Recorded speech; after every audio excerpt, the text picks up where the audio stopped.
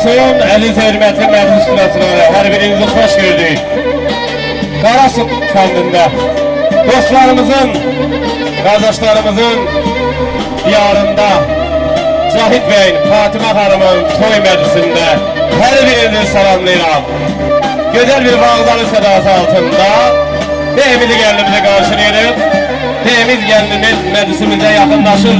O vağzalı ki, babalarımız atalarımıza, atalarımız bizlərə, bizlər isə bizdən sonra gələn gəz nəsillərə arzulamışıq. Hər birinizin ocağında vağzalı sədaları eşdiyilsin.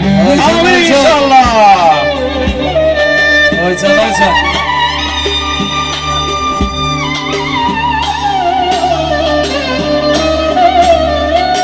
Vağzalıda yeni həyat çağlayır. Sevinç gülür, kədər qəmdən ağlayır. Talih əli gəlin beni bağlayır. Arzum budur, başa çalsın bu iqbal. Çalay qardaş, vağzalını bir də çal. Xahiş edirəm, təyamlardan əl götürək. Ürəkdən, gürültümü, cıqtımı, bir alqışlarla qarşır ya. Bu günün bu gözəl cütlüğünü.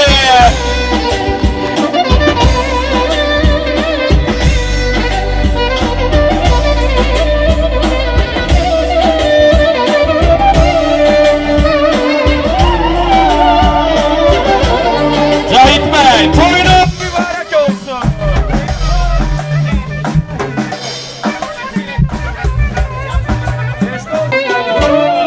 Toyunuz mübarek olsun.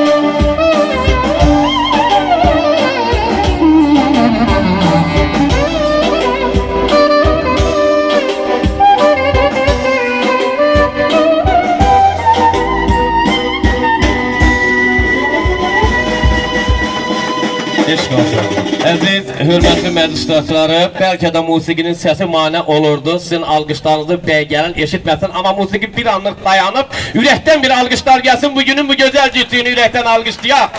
Eşq olsun, əl çalan əlləriniz var olsun deyirəm və həzin bir musiqi sədası altında bəyimizi gəlinimizi dəvət edirəm. Şərbət masasına buyursunlar gözəl musiqiçilərimiz. Çəkin.